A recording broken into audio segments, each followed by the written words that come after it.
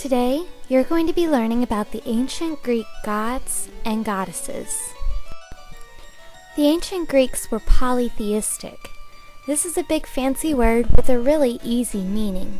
If you break the word polytheism down into its word parts, poly meaning many, theism meaning the belief in a god, then you can figure out that the Greeks believed in many different gods. In fact, the Greeks believed in hundreds of different gods, but there were 12 main gods and goddesses, and they were known as the Olympians because they lived on Mount Olympus, a real mountain in central Greece. The first god we'll start with is the one you probably already know, Zeus. Zeus was the youngest child of Cronus and Rhea. Together with his brothers, Poseidon and Hades, they eventually overthrew Cronus and took control of Mount Olympus. Zeus became the king of the gods and the ruler of Mount Olympus. He's known to the ancient Greeks as the god of sky and thunder.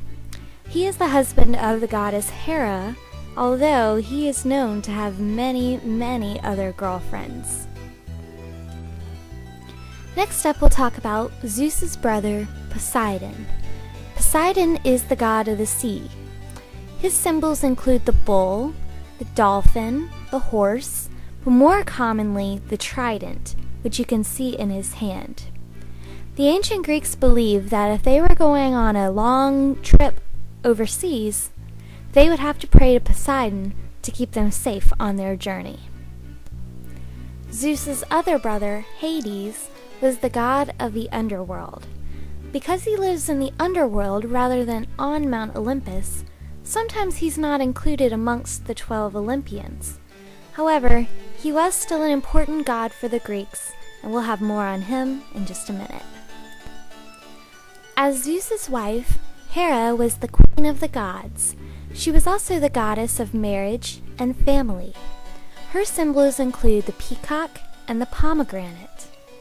Being the goddess of marriage, she frequently tried to get revenge on Zeus's lovers and their children, and he had a lot of children.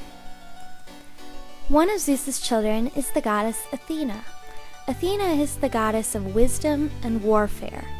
The story goes that she was born from her father Zeus's head, fully grown and in full battle armor, after he swallowed her mother.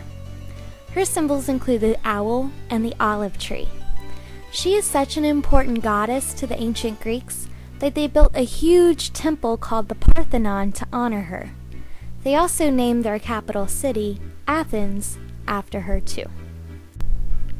Hermes is another of Zeus's children, but like Athena, Hera was not his mother. He's usually seen wearing winged sandals because he is the messenger of the gods. The son of Zeus and Hera was Ares. Ares was the god of war, violence, and bloodshed. Some of his symbols are the serpent, the dog, the vulture, and the spear. Almost all of the other gods and goddesses despised him, except for one. And that one was Aphrodite. She is also the daughter of Zeus and the goddess of love, beauty, and desire.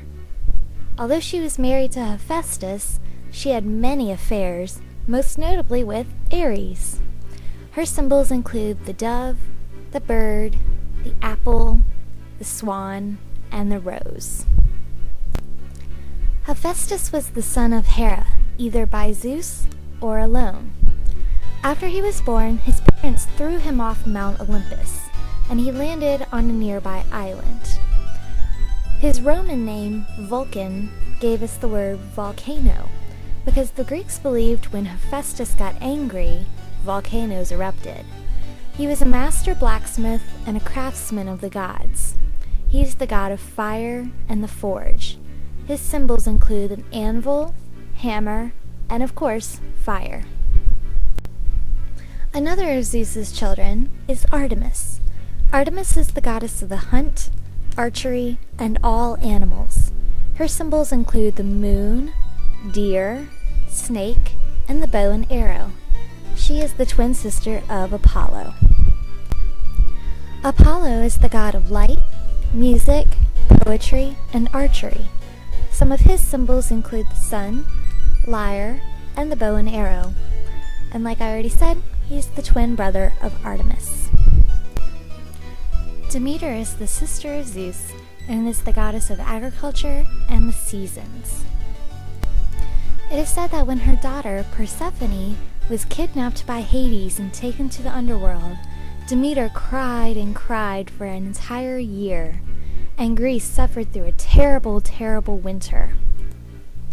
Hades decided to allow his queen, Persephone, to return to Mount Olympus for 6 months out of every year to be with her mother. That is how the Greeks explain the seasons. When Persephone is with Demeter, Demeter is happy, and it's spring and summertime. And when Persephone is with Hades, it is winter and fall. Hestia is the goddess of the hearth, and was one of the original 12 Olympians.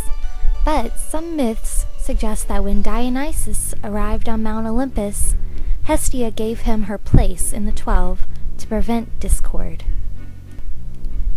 Which brings us to our last god, Dionysus, the god of wine, celebrations, and the theater. He's most commonly seen with a glass of wine and grapes.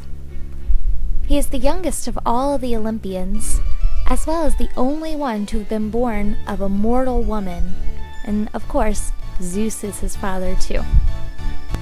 And this concludes our breakdown of all the Olympic gods and goddesses. Thanks for listening.